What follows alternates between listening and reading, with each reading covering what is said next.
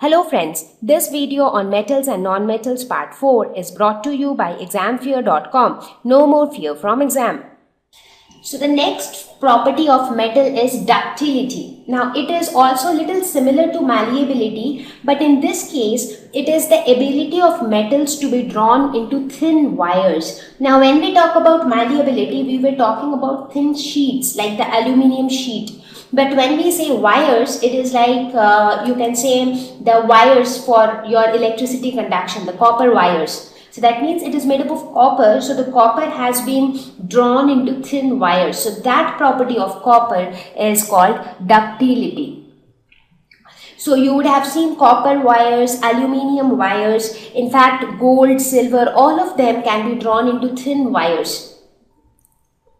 You would be surprised to know that a wire of 2 kilometer length can be drawn from 1 gram of gold. So if you take 1 gram gold, taking that 1 gram gold, you can draw it to form a wire which is 2 kilometer in length. So just imagine how long is that going to be. Yes, and that is why gold is said to be the most ductile metal. So gold has highest malleability, gold has highest ductility. That is why it is used for designing ornaments. Copper wires are used for wiring purposes in terms of carrying electricity. Now, as I said, these metals are also very good conductors. So there are two advantages of using copper wires. One is copper can be drawn into wires. Secondly, copper can conduct electricity. Aluminium wires are used for fencing or binding things. So fencing field or fencing the boundary. So for those purposes, aluminium wires are very commonly used. The next property is metals are very good conductors of heat. That is, they allow heat to pass through them. Just think of your utensils and you will understand it all. So all the cooking utensils are made up of metals. For example, you would see aluminium utensils. You would also see utensils made of steel. And what is steel? Steel is nothing but steel contains, if you look at the composition of steel, it contains mostly iron with small amount of carbon. And what is iron? Iron is nothing but a metal. However, carbon is a non-metal, but steel majorly contains iron. So that makes steel suitable for cooking purposes. In fact, aluminium utensils are also found and they are also very suitable for cooking.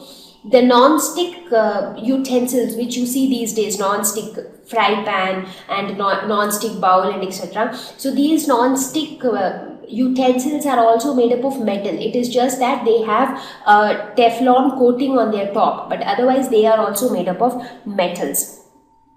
So since they are good conductors of heat, so what are they able to do? So when you put your utensil over the fire, what happens? The utensil doesn't burn or the utensil doesn't melt because it is able to conduct the heat to the object or to the food item which is placed on the utensil for cooking. So that's how it is allowing the heat to get conducted and it is allowing the heat to reach the food item, and that is how it helps in cooking.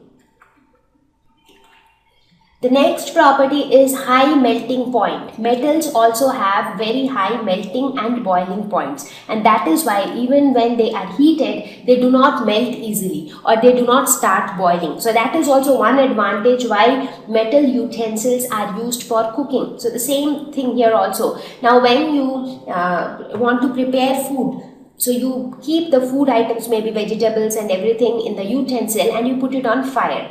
Now, had the metal been having a very low melting point, in that case what would have happened? The vessel itself would have melted. But that doesn't happen because metals have very high melting point. In fact, the metal with the highest melting point is tungsten, and that is why tungsten is used in the filament of bulbs. So tungsten is used in filaments of bulb. Now why tungsten is used in the filament of bulb? Because you can see the electricity. So whenever you switch on the bulb, so the bulb glows. That is, electric current passes through to the bulb. Now such a huge amount of current reaches the bulb, so it produces a huge amount of heat and light energy. So if the metal has a low melting point, then what will happen? The metal will start melting at that high temperature. So we need a metal which has a very high melting point so that it doesn't melt when the bulb glows, because the temperature inside the bulb is very, very high.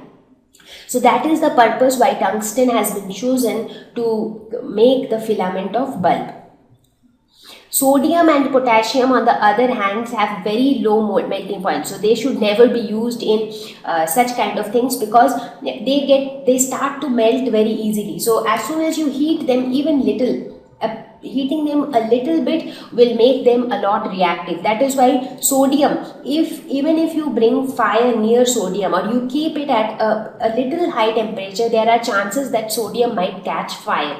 So sodium and potassium have very low melting points. Thank you. Please visit www.examfear.com to watch more educational videos with a better experience.